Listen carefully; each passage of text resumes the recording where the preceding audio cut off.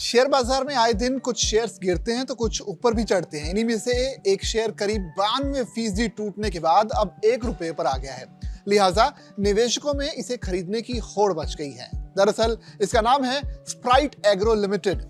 निवेशक लगातार इसे खरीद रहे हैं। इसी होड़ को देखते हुए बॉम्बे स्टॉक एक्सचेंज ने एक प्रमुख नियामक के रूप में 11 सितंबर को एक प्रेस विज्ञप्ति जारी की, जिसके मुताबिक निवेशकों को स्प्राइट एग्रो लिमिटेड के शेयर्स में व्यापार करने के प्रति आगाह किया है।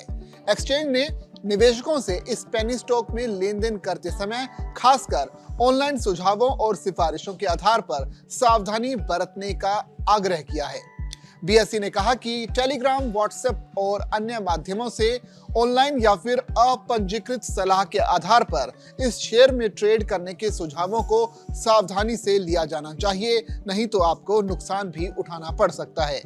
एनडीटीवी प्रॉफिट ने अपनी एक रिपोर्ट में बताया कि सेबी और बीएसई ने जून 2025 में कंपनी के ठिकानों की तलाशी ली थी, लेकिन तलाशी के बाद सेबी द्वारा जारी मीडिया रिलीज में कंपनी का नाम उजागर नहीं किया गया था। इसके बाद हुई शुरुआती जांच के बाद सेबी ने कथित बाजार हेरफेर को रोकने के लिए अंतरिम निर्देश भी जारी किए, लेकिन जानकार लोगों ने बताया कि किसी वजह से कारण अभी तक ये जो आदेश है वो जारी नहीं हो पाए हैं।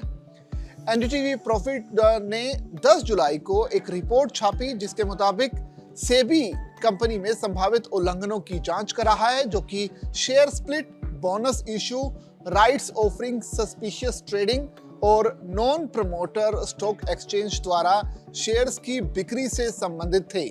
सूत्रों ने बताया कि कथित उल्लंघन अगस्त 2023 और अप्रैल 2025 के बीच हुआ है, जिसकी जांच चल रही है, इसलिए शेयर्स खरीदने से पहले सावधानी बरतें। स्प्राइट एग्रो की बोर्ड ने पहले फरवरी 2024 में 1:10 शेयर स्प्लिट और फिर 1:1 बोनस इशू को मंजूरी दी थी, जो कि मार्च 2024 से प्रभावी हुआ। नवंबर 2024 में एक और 1:1 बोनस इशू जारी किया गया।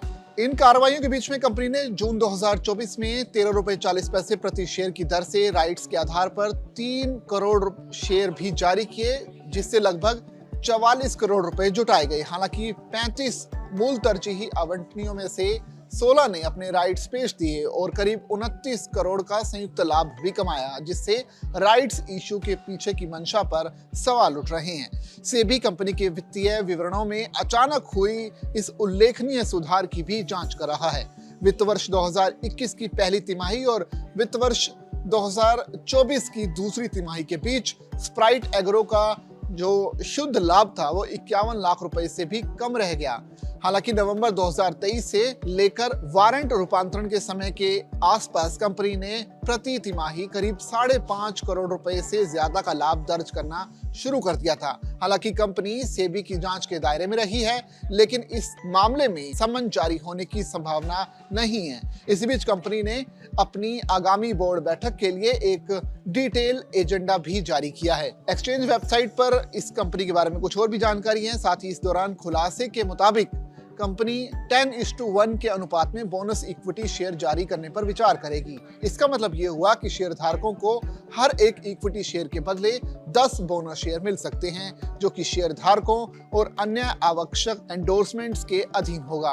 ये मुक्त भंडार या फिर सिक्योरिटीज प्रीमियम का पूंजीकरण करके किया जा सकता है। तो ऐसे में अगर आप भी एग्रो का ये जो शेयर है ये खरीदना चाहते हैं, स्प्राइट एग्रो का जो खासतौर पर शेयर की हम बात कर रहे हैं, अगर आप ये शेयर खरीदना चाहते हैं तो बहुत ज़रूरी है कि आप जो है तमाम जो फंडामेंटल्स हैं शेयर के वो चेक कर लें, ताकि आपको अगर कोई नुकसान हो सकता है तो आप उससे बच भी सकते हैं।